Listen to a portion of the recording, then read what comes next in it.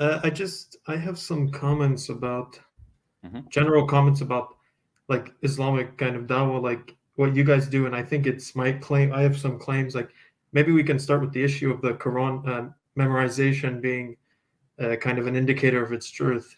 Is that okay? Yeah, that's fine. But I'll highlight something which is very important, which is allowing discourse and in the same time being respectful. Because when someone hides their identity, they become a keyboard warrior. Are you aware of keyboard warriors? Uh, well, I mean, if I like, Not I'm you. Not, I'm not referring to you. I'm telling you what most people would do. When people well, believe that they are anonymous, a lot of them they just say things for the sake of saying it because they're anonymous. I don't believe you're going to do that. So I'm going to trust that you are going to be respectful and we're going to have a nice conversation. Yes. So what can I help you with? You said you had questions. What is the first question well, that it's you question said about the Quran?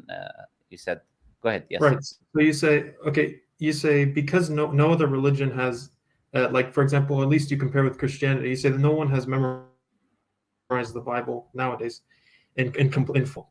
And I'm saying, is it possible that like have you heard of savants before? Someone who like they're usually autistic, severely autistic, and they have like really good memories, and they can memorize exact dates and these things from years ago and tell you. So what is it if someone like that you teach them the Bible, right, and they memorize it? Does that mean that it's automatically true, or what if we have groups of them that we do that with? By the way, so I don't think it's really I think the argument's more like sophisticated than that. You're saying because of how many people can do it and how easily. Is that the claim? Or It's not about the one person as you yourself. You already, I kind of you answered your question kind of in a way. So you pose the question, then answer it. So the thing is, if you get a person can who you maybe has a level of autism and is able, for example, I believe your internet, by the way, is a bit delayed. So allow because sometimes you might think I'm done speaking, but I'm not because I think you thought that I was. So be careful with that. I think your internet is a little bit choppy. So I was saying, okay. if someone is just has a level of autism and therefore he's able, I don't think even that level of autism, if it makes you good with numbers, does not necessarily mean that it will give you a good memory. I'm not familiar with that, but hypothetically assuming that there are people who will be able, therefore now, not numbers, but they're able, therefore, to memorize one person who's able, or two people who are able to memorize the full Bible from beginning to end. That is not a testimony to the preservation because it is a small number, as you said. The reason the Quran is the oral tradition of the Quran is a testimony of its preservation is due to the fact that every Muslim at least memorizes part of the Quran.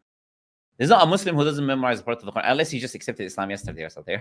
It's a different story. If you're a Muslim and you do your 5 daily prayers, etc., you memorize a part of the Quran because Well, you that need to memorize to recite in the prayer. Now, not only that, we're saying there are millions of people who fully memorize the book from beginning to end. And there is a living tradition of that happening. It's not just one or two people are doing it, hypothetically doing it, in which they can then corroborate with each other to change. But when you have, as we say, millions of people memorizing, you cannot corroborate millions of people together in order for you to change the scripture. So that's not the same idea. So for example, the Bible has changed throughout history due to the fact, not just that there is no one memorizing it, but the fact that it was in the early days, it was only the elites and the scribes who had access to the language. People were not learning the language Latin, they were not reading it, they were not having access to the scripture. They had to go to the churches. Therefore, it was easy for scribes to change as well if they wanted to change. So that was a complete different system other than the Islamic system, where everyone had access to the scripture. Not only that, but memorizing it, tens of thousands, hundreds of thousands, and then millions of people memorizing the Quran until today. So that is the reason. That is the argument that I was making, basically. and you don't say that it's conclusive for the truth of it. Doesn't give you the truth of Islam. You're saying it just it makes it more likely that it just means it's preservation. It indicates preservation. That's the only claim, right? Yeah, well, his question was why Islam, and then I give multiple reasons, and one of them is preservation, because a religion cannot be, scripture cannot be said to be from God if it's not preserved, because then people will add their own words. So you have the words of God and the words of people, and you do not know what to follow and what Yeah, not to it's follow, and they will manipulate the commands of God. So preservation is a necessity in whichever scripture that it is from God. So I was given multiple right. reasons, and one of them is preservation, which makes Islam or the Quran unique. Essentially, I was not saying therefore Islam is true just because of the preservation. I gave multiple But reasons together.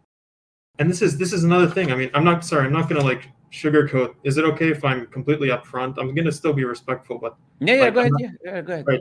I'll Yes. tell you what I think honestly is that All right. you guys Yeah, like go ahead. you have a plethora of reasons, and then you kind of, at least when you give dawah, you say that this is reason X, Y, and Z, and so it's true, and but then you'll say, oh, this isn't conclusive. We have other reasons. Like for example, you say it's simple and consistent, and no other religion satisfies these criteria, and therefore Islam is true. Like you said that in the other thing, but that doesn't give, like, for Well, example, I didn't word it that way, but go ahead. right, Yeah, I'm just trying to understand what you're saying. Go ahead. Yeah.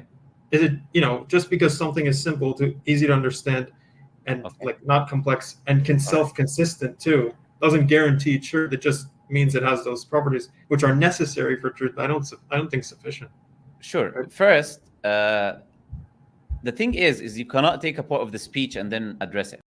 If you want to address the speech, you have to address everything that was said together, right? I can't So- repeat verbatim for what you said. But Yeah, but if you want to critique what I said, you need to know what I said. I would just believe that- replay the video then at that point. I mean, Yeah, that's fine. You can just replay, because that's not the only time where someone asked me what is the truth.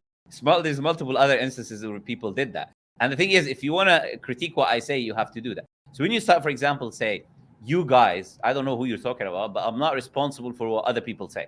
I'm responsible for what I say, and they are responsible for what they say. When I speak, the guy's question, I repeat exactly what he said, and then what I said to him.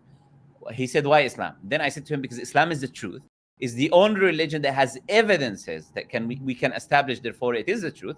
And on top of that, I was adding reasons that it is logically consistent, simple, that it is preserved, etc. And there's no internal contradictions or external contradictions. On top of the fact that we have evidences that we can demonstrate it is the truth.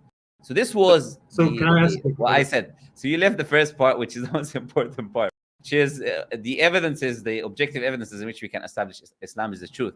And then on top of that, the other things are necessities. It has to be rational and logically consistent. I'm saying other religions are not rational and logically consistent. So already you can discard it. It has to be preserved. I'm saying other religions are not. Therefore, the scriptures are not. Therefore, you have to discard them. They have internal and external contradictions. Therefore, you have to discard them. I don't even need to ask the question about whether they have objective evidences or not, because these necessary criteria are not there to begin with. Okay, so that means that you're narrowing the religions down to Islam, and he already accepted that a religion is true. Sorry, I don't remember. I'm asking, and he was accepting that he believes there is a religion that God has sent, and he was wondering which one. Do you mean the person I was talking to? Because yeah, just because no, the other ones. The person I was talking to was just doing research. He said to me that I came across. I don't know why you're talking about him. I think you should talk about our conversation. Right, so I have a question. We can get to your question now. He just came on the stream and he said he's researching different. He believes in God and he's researching different religions. And he asked me, why am I following Islam, or why should he choose Islam essentially? So I just gave him that as a response and said that he continued to do research. He's reading the Qur'an right now. So you're welcome to come back if you've got any other questions.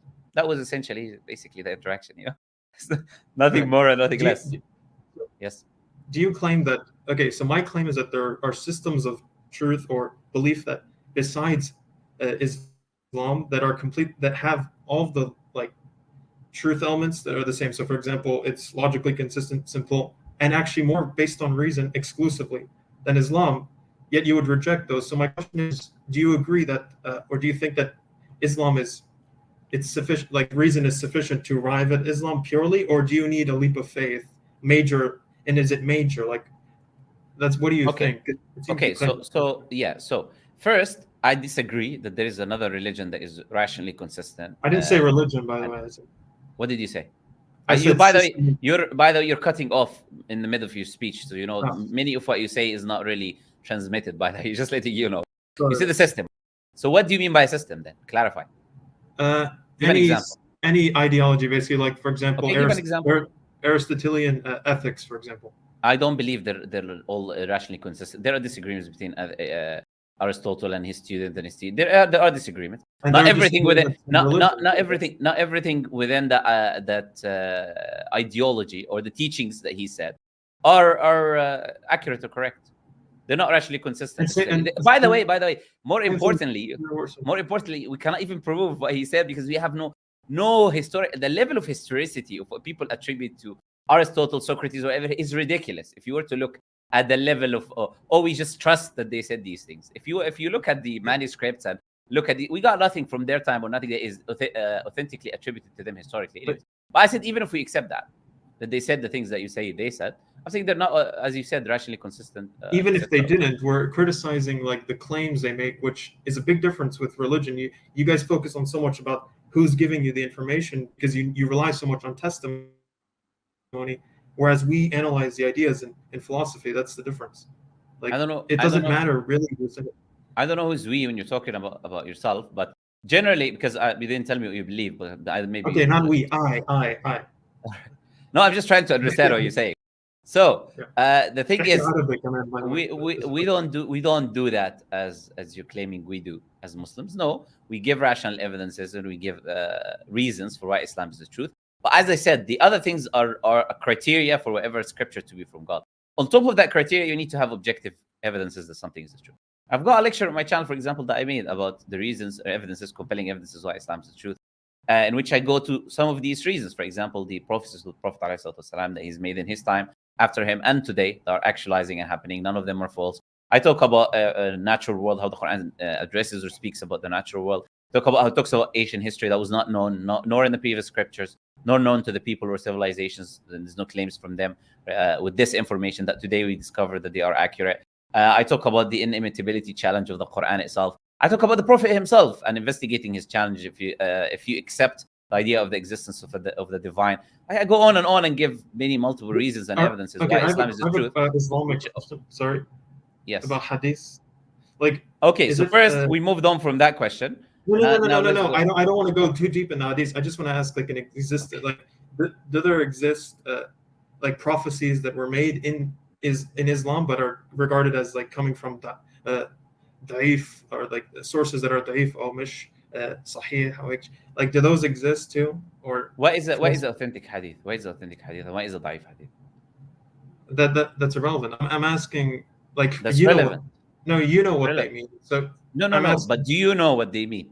Well, I'm asking you based on your understanding. You didn't ask me. You didn't ask me the definition of these things. You asked me, are there a hadith or a da'if or whatever it is? I'm asking you a question now that should help answering the question that you're posing. Do you know the difference between a da'if and hadith, and how do we look at them? Well, I'm not a Muslim. Why would I study the details? I'm asking you. Okay, you could just say I don't know. It's simple. Like, I'm just asking a question. Do you know the definition of these? You can just say I don't know, and then I'll proceed to explain to you, and then the story is done. Or you can say I know, and you can say I know, and then I can go on and explain without reason of giving you the definition, so you don't get confused when I'm talking about that. So there are prophecies that have came to be false. And by the way, you can't really falsify prophecy, because if you say something's going to happen and it doesn't happen yet, you could say, oh, it's just going to happen in the future. Like, you can't really falsify. Either it's true or not true yet for religious people. That's another issue. That's incorrect, right? By the way, for many reasons. It's because many of the prophecies are people specific. Unless you put a time frame, right? Many of the prophecies are group specific, people specific. Many of the prophecies are time specific as well. So if this is the case, then you're able to falsify many prophecies that are made. This is the first thing. Second thing is you're being a bit defensive. Is the case. I asked you a question, you did not respond to it. Do you know the difference between a weak or an authentic narration? Not enough for you, probably. No, I know some things, but like, you need a connected chain. You need the people to be trustworthy for sahih. There are 5, right? They have to have a good memory. They have to have good character. Okay, good. Yeah. So there is an objective criteria of which we determine authentic narration from a weak one. So it's not based on I feel today that this hadith is weak, and I feel tomorrow that this hadith is not weak. Now, this prophecies or ahadith have been graded by scholars that were contemporary to the people saying them. Before you do your research, because I see you doing your research, I hope you listen to what I say rather than to think what to say next. So there are people, thank you, there are people who are contemporary who graded the people, and these hadith have been graded already in the books. Now, the prophecies in this hadith have been graded weak or authentic, and we see them actualizing after the time.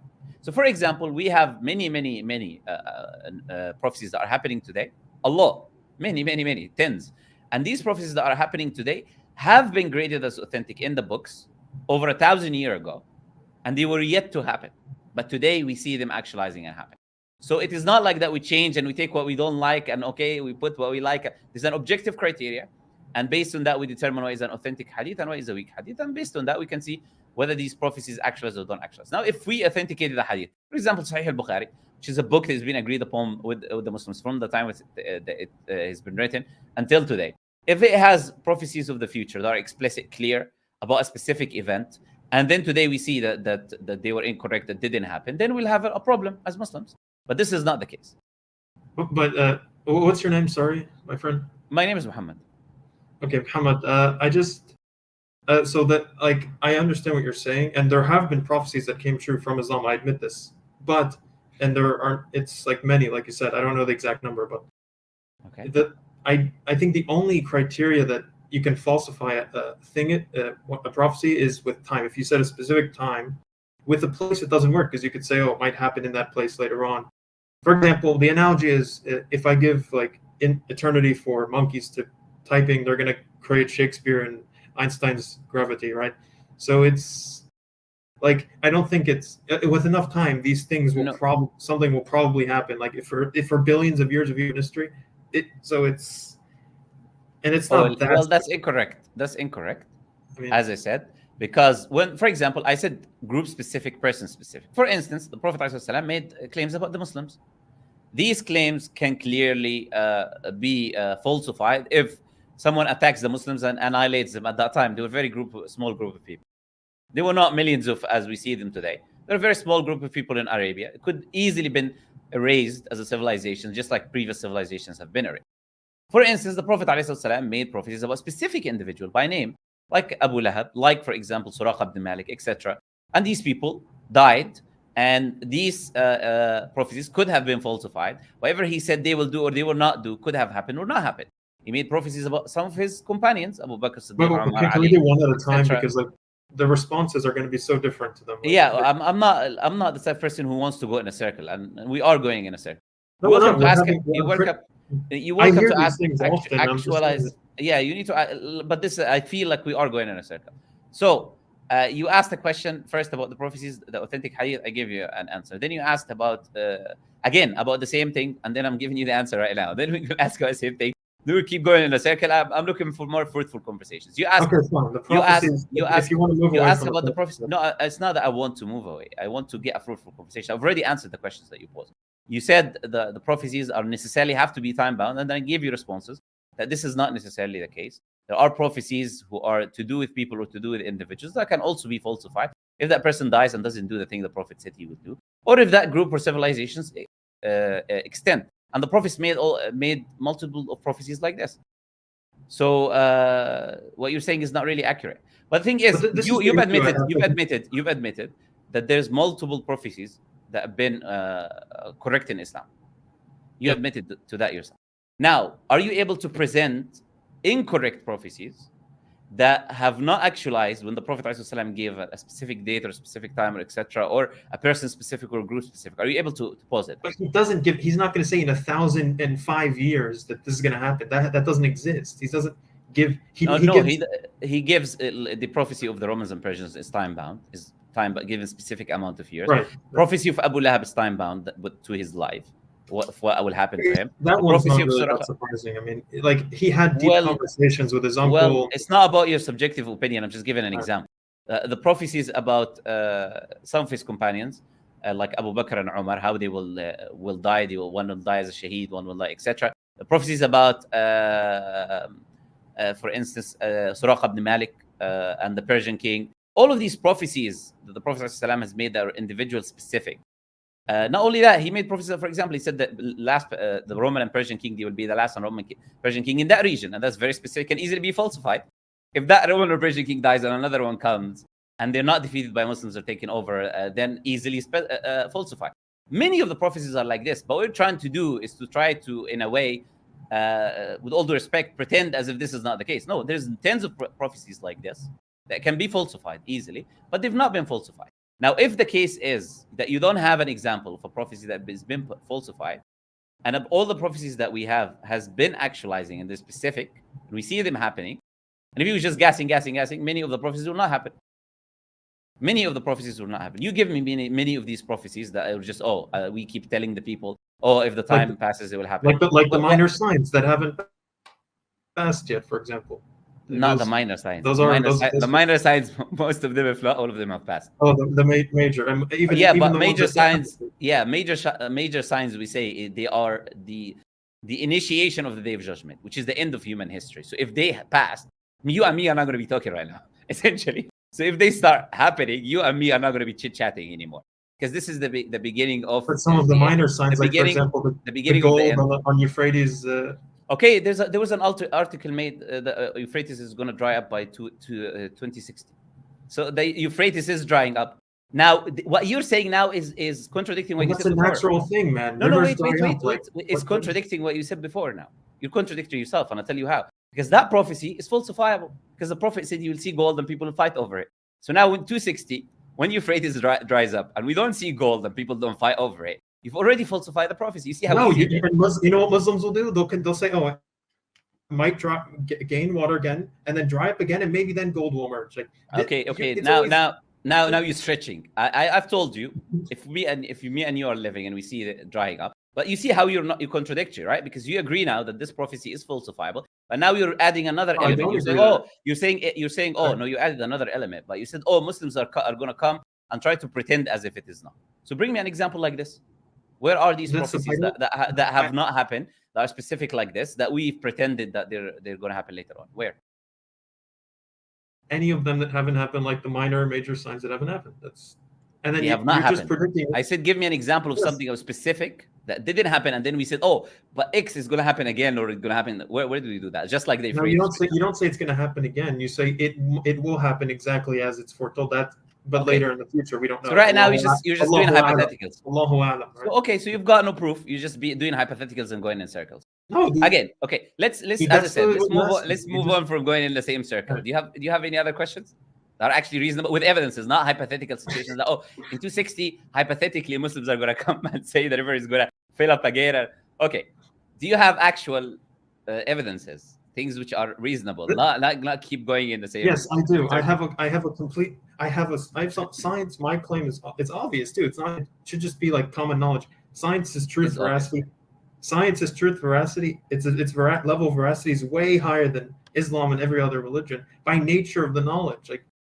And I don't know why this is insufficient for religious people, because I don't get this part. Why do you need to posit some? And there's another issue related to this, which is science doesn't assume about the world without reasonable hypothesis based on mathematics or the past discoveries. But religion holds premises, just beliefs, and then goes to justify them afterwards by looking, like this natural phenomenon happened, and how does it fit with our belief? This happened, and science does that, but I think it's very different, and I don't know. What do you think? I've not seen a question. You're just talking about science, right? So all of you said is science is this. It does not make hypotheses unless there's evidence. You're saying multitude of different things, right? But what is the question that you're asking me? My question is why? What this isn't an Islam specific issue. This is a religious specific issue, which I have, and Islam is at the forefront of this because they try to mix in with science. They're like, oh yeah, Islam predicted this. And we have, God split the universe, and then these are real stretches. You want to talk about stretches, man? And they do this, and it's kind of where is the stretch in the fact that the universe is expanding and the Quran says the universe is expanding? Where's the stretch? Yes, but it doesn't. It doesn't say that. I'm using your example. Where is the stretch? It's an interpretation.